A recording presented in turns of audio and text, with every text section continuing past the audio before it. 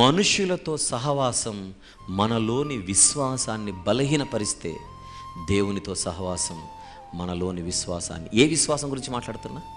ఆత్మవిశ్వాసం, self confidence. ఒక మంచి సీక్రెట్ చెప్పనా? ప్రతి మనిషి జీవితంలో ఏదో ఒక సమయంలో కృంగిపోతాడు. ఏదో ఒక అందుకే నరుడు ఒంటరిగా ఉండటం మంచిది కాదని చెబుతాడు.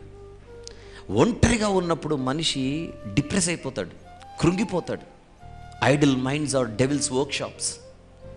ఒంటరిగా ఉంటే ఏవో పిచ్చి పిచ్చి ఆలోచనలు వచ్చి మనలో ఉన్న ఎనర్జీ వెళ్ళిపోతుంటుంది, మనలో ఉన్న శక్తి వెళ్ళిపోతుంటుంది, మనపై మనకున్న నమ్మకం వెళ్ళిపోతుంటుంది.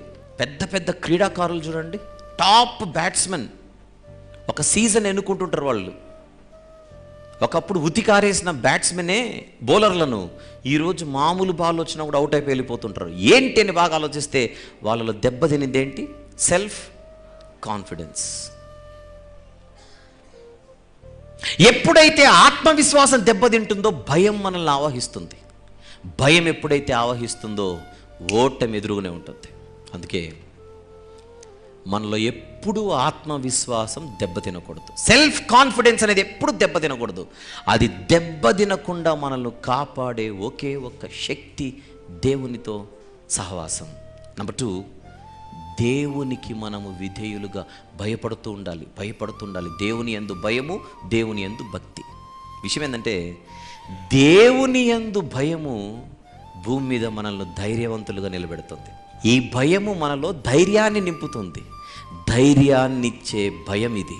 ధైర్యాన్నిచ్చే భయం ఎక్కడుందంటే ఉంది. ఆయనకు భయపడడం మొదలు పెడితే భూమి మీద ఎవ్వడికి భయపడాల్సిన అవసరం లేదు. ఆయనకు భయపడడం మొదలు పెడితే భూమి మీద ఎంత చోటికి కూడా భయపడాల్సిన అవసరం లేదు. ఆయనకు భయపడడం మానేస్తే భూమి మీద ప్రతి చంటోడికి భయపడాల్సి వస్తుంది. మీలో కొంతమంది ముందుకొచ్చి పాట పాడాలంటే భయం, ముందుకొచ్చి ముందుకొచ్చి ప్రార్థన చేయాలంటే భయం, ముందుకొచ్చి 2 మాటలు చెప్పాలంటే భయం. భయం భయం భయం భయం మనుషులను కమ్మేస్తున్న భయం అనే రాక్షసి, భయం అనే రక్కసి.